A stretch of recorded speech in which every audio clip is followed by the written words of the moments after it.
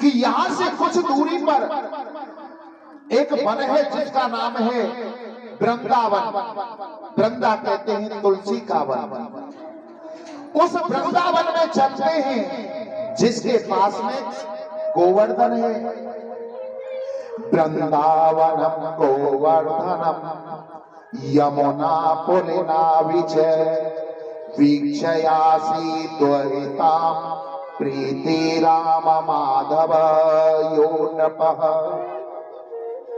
उस वृंदावन के पास में गोवर्धन है और यमुना जी वहां पर बहती हैं, जहां हमारी गौ माताएं गोवर्धन पर हरी हरी घास चरेंगी और यमुना जी में शीतल जल पिएंगी।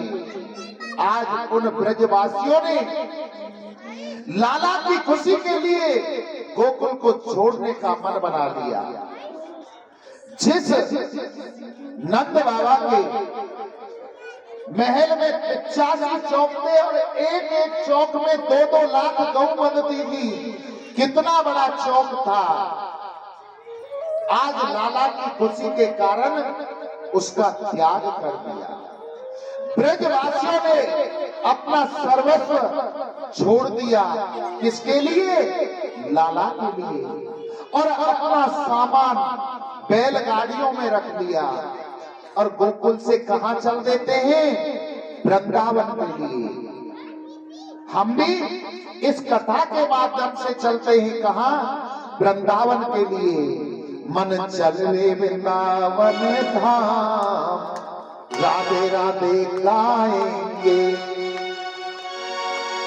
बोले बाके हरि लाल की जय। और पद चले रे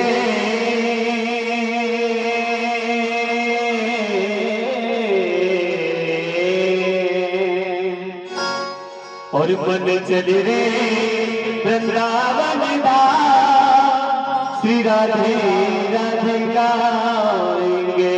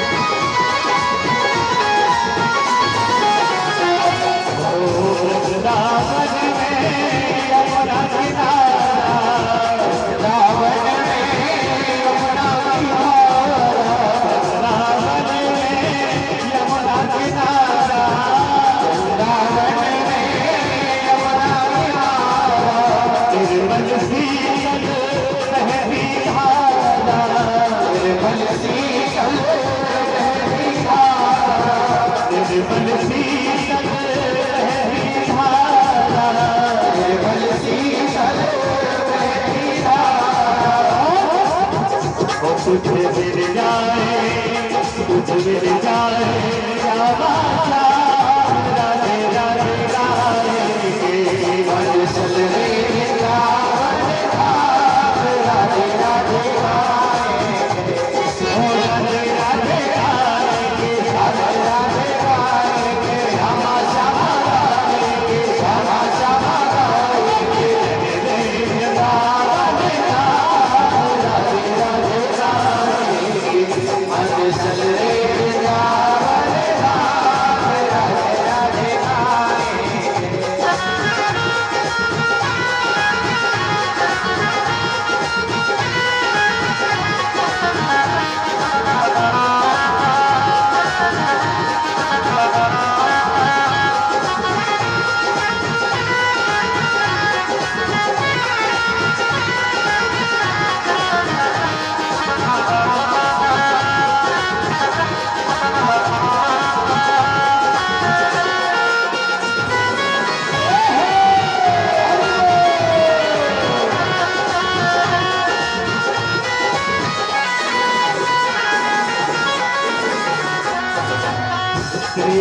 बन की शोभा जाई, गिरध बन की शोभा जाई, गिरध बन की शोभा जाई, गिरध बन की शोभा जाई, हरिदास जुगे बाबे हारी, हरिदास जुगे बाबे हारी, हरिदास जुगे बाबे हारी, हरिदास जुगे बाबे हारी, फिर बन जाए, फिर बन जाए, फिर बन जाए, जुगे राधे राधे राधे, राधे रे वृंदावन धाम, राधे राधे आएंगे, ओ राधे राधे आएंगे, राधे राधे आएंगे, श्यामा श्यामा आएंगे, श्यामा श्यामा आएंगे, रे वृंदावन धाम, राधे राधे आएंगे, मन चल रे वृंदावन धाम, राधे राधे आएंगे, मन चल रे वृंदावन धाम, राधे राधे आएंगे, मन चल रे वृंदावन धाम, राधे राधे आएंगे, मन चल रे वृंदावन धाम, राधे राधे आएंगे। बोलो वृंदावन बाके बिहारी लाल की जय जय श्री राधे साधु जी सीताराम प्रेम से बोलो राधे श्याम, राधे श्याम। आज वो ब्रजवासी अपने कन्हैया की खुशी के खातिर इतना बड़ा वैभव परित्याग कर करके वृंदावन में आ जाते हैं, जहां केवल तुलसियों का बनता कोई मकान नहीं था। वहां अपनी बैलगाड़ियों को खड़ा किया, तंबू आदि बनाए और उनमें रहने लगे। एक दिन कन्हैया ने मैया यशोदा से कहा कि मैया आप हमको गौ चराने की अनुमति दे प्रदान कर दीजिए ना। तो मैया ने कहा लाला अभी तुम छोटे हो इसलिए गौ तुम्हें नहीं मिलेंगी। एक काम करो, गौओं के जो छोटे छोटे बछड़ा बछड़ी होते हैं ना, उन्हें वृंदावन के आसपास में चरा लाया करो। बोले ठीक है भैया। अब तो अपने मित्रों को लेकर के और गाय बछड़ों को, छोटे छोटे जो गाय बछड़ा थे उन्हें लेकर के चराने के लिए गए। वहां कंस ने एक राक्षस भेजा, अघासुर, जो अजगर के रूप में आया। उस अजगर ने सैकड़ों किलोमीटर लंबा अपना शरीर बना लिया। अपने मुख का निचला हाथ भाग और जीव पृथ्वी पर सटा दी और ऊपर का भाग आकाश से सटा दिया। अब वृंदावन के बारे में ज्यादा जानकारी तो थी नहीं। बछड़ा बछियों और सखाओं के साथ में अघासुर के पास पहुंचते हैं। तो एक सखा कहने लगे भैया ये कहा है। दूसरा सखा तुरंत उत्तर देता है, उसे भी नहीं पता था कि ये क्या है, परंतु अपने आप ही उत्तर देता है भैया ये गुफा है, गुफा। तीसरा मित्र कहने लगा कि भैया हमने दादा दादी से सुनो कि गुफान में तो संत महात्मा है। चौथो मित्र कहता है कि होगी सो देखी जाएगी, चलो आज संत महात्मा के दर्शन कराएं। बोले भैया चलो चलो चलो। अब तो गुफा में प्रवेश करना प्रारंभ कर दिया। वो क्या था सर्प का मुंह था, जीभ थी। जीभ पर जब चलने लगे तो वो बड़ी गुदगुदी लगी। बोले भैया ये कैसी गुफा है, ये तो बड़ी गुदगुदी है। बोले जो वीआईपी गुफा होती है ना वो ऐसी ही होती है। अंदर प्रवेश किया, जो सर्प की नीचे वाली गाढ़ थी ना, सफेद ऐसे लग रही है सोफा सेट बिछा रखे हो। बोले भैया ये क्या है?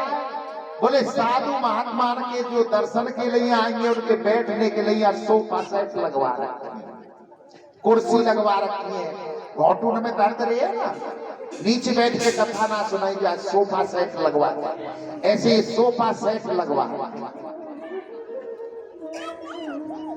ऊपर वाले बाप ऐसे लग रहे थे। बोले जे का है? बोले जे घुमती है तो मैं ना बताओ, जो साधु महात्मा के दर्शन को आएंगे वो थैला बस्ता झोला लेके आएंगे तो वह टांगेंगे कहां?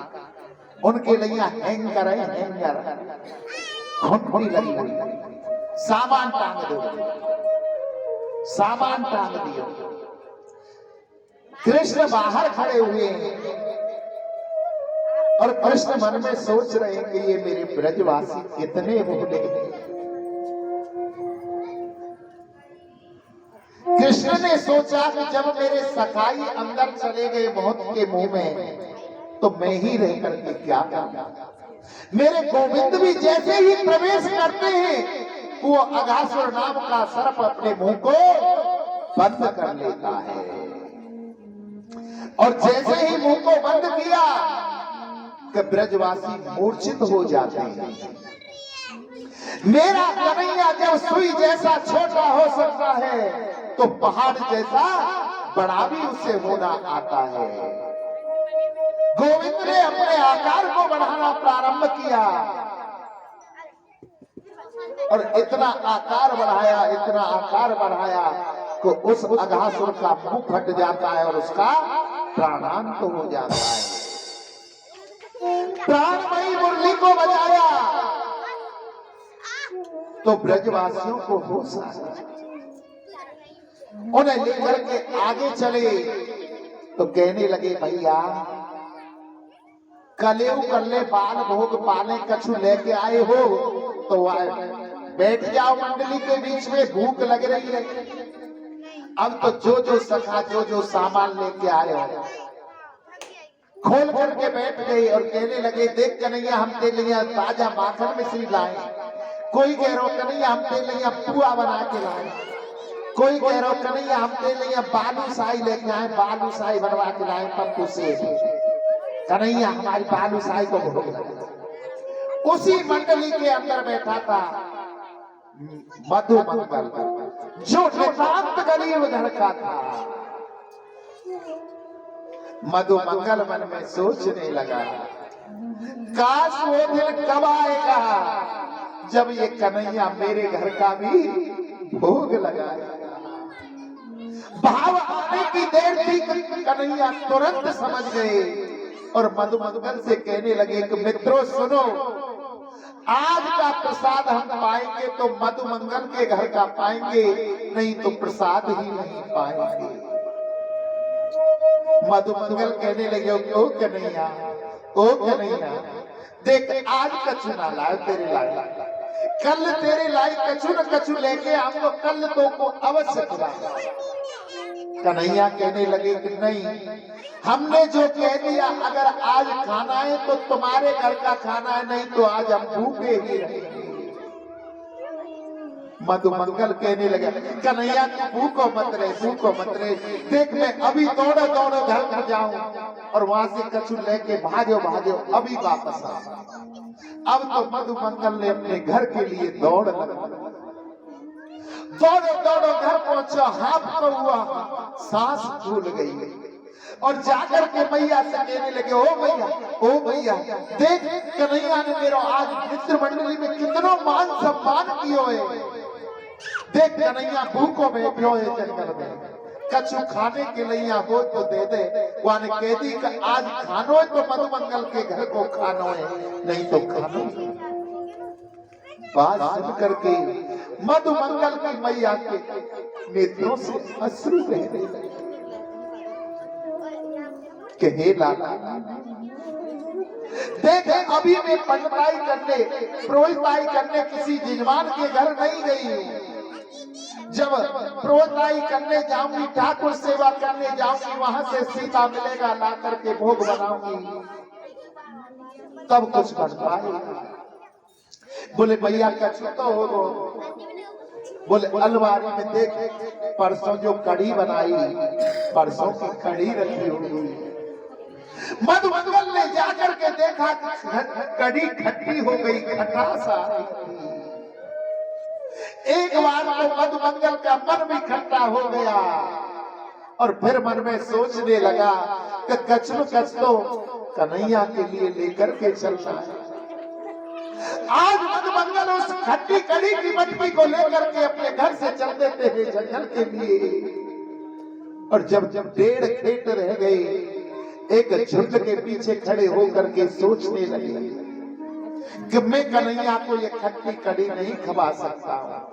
वो तो ताजा बाकर मिश्री खाता है, मेरा कन्हैया कहाँ ये खट्टी कड़ी खाएगा। अगर इस कड़ी को मैं इस झुंड में छुपाता हूँ तो कन्हैया इतना नटखट है कि वो ढूंढ लेगा। अगर मैं इसे फेंकता हूँ तो आवाज होगी।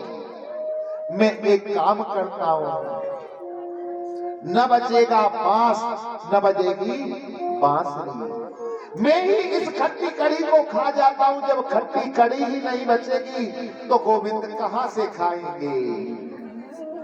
आज मधुमंगल ने उस मटकी को अपने मुंह से लगाया और कड़ी को पीना प्रारंभ कर दिया। किसी ग्वाल वाल की दृष्टि मधुमंगल पर पड़ जाती है। अरे देखो मधुमंगल झुंड के पीछे क्या खा रहा है, क्या खा रहा है। अब तो सारे ग्वाल वाल कृष्ण कन्हैया उठ करके मधुमंगल के पास आते हैं और देखा कि मधुमंगल कन्हैया ने देखा कि मधुमंगल कड़ी खा रहा है। कन्हैया ने मधुमंगल से कड़ी को ले लिया और उसकी झूठी कड़ी को खाने लगे। कितने दयालु हैं। ब्रह्मलोक से ब्रह्मा जी ये देखने आए कि देखो तो सही ब्रज में तीनों लोगों का जो स्वामी गया है वो क्या कर रहा है। देखा कि वो तो ग्वाल वालों की झूठी कड़ी को खा रहा है। बोले ये त्रिलोकी नहीं हो सकता। भगवान की परीक्षा लेने के लिए ब्रह्मा जी ने ग्वाल वालों को चुरा लिया, बछड़ा बच्चियों को चुरा लिया। जब कृष्ण ने देखा कि मेरे मित्र, मेरे गाय बछड़ा सब यहाँ से गायब हैं, तो कृष्ण रोने लगे। ओ मधुमंगल, ओ श्रीधामा, तुम कहाँ हो, तुम कहाँ हो। कोई आवाज नहीं आती। ध्यान लगा करके देखा कि ब्रह्मा जी चुरा करके ब्रह्मलोक को ले गए। तो गोविंद ने अपनी प्राणमयी मुरली को बजाया और जितने ग्वाल वाल थे उतने ही ग्वाल वाल अपने शरीर से प्रकट कर दिए। जैसा रूप था उनका वैसा रूप बना दिया। जितने बछड़ा पक्षी थे उतने वैसे ही रूप बना दिए और उन बछड़ा बछड़ी और ग्वाल वालों को साथ में लेकर के आ रहे। संध्याकालीन समय का धूल उड़ करके गोविंद के मुखार पर जम रही है। ऐसे लग रही है जैसे मोतियों की माला उनके चेहरों पर सजी हो। छोटी छोटी गैया, छोटे छोटे ग्वाल, छोटो छोटेरो मदन गोपाल। बोलिए बांके बिहारी लाल की जय। और छोटी छोटी गैया, छोटे छोटे ग्वाल, छोटो सवेरो मदन गोपाल। और छोटी छोटी गैया, छोटे छोटे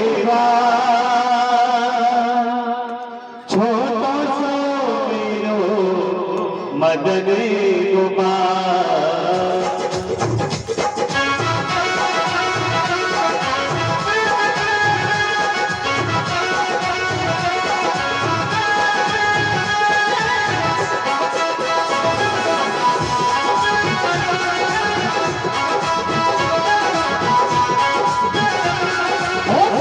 छोटी गैया छोटे छोटे बाल, छोटी गैया छोटे छोटे बाल, छोटो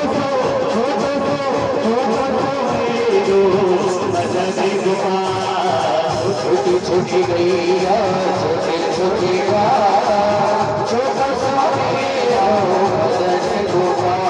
छोटो सो मेरो मदन गोपाल, छोटो सो मेरो मदन गोपाल, छोटो सो मेरो मदन गोपाल। छोटी छोटी गैया छोटे छोटे बाल, छोटो सो मेरो मदन गोपाल।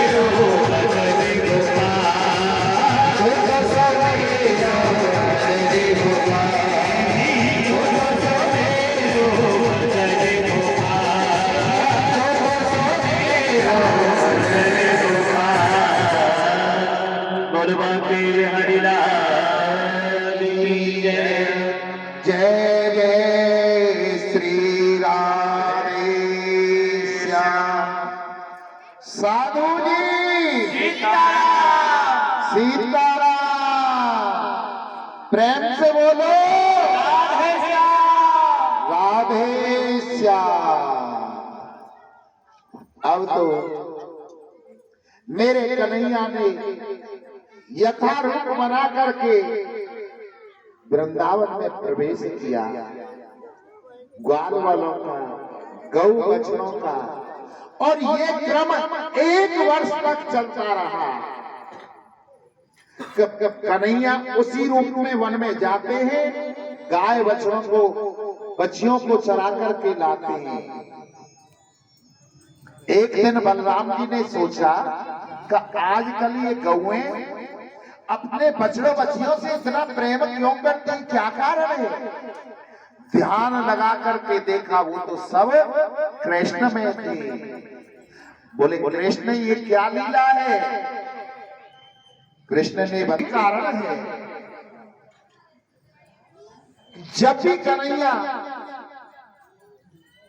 अपनी मैया यशोदा का दुग्ध पान करते थे,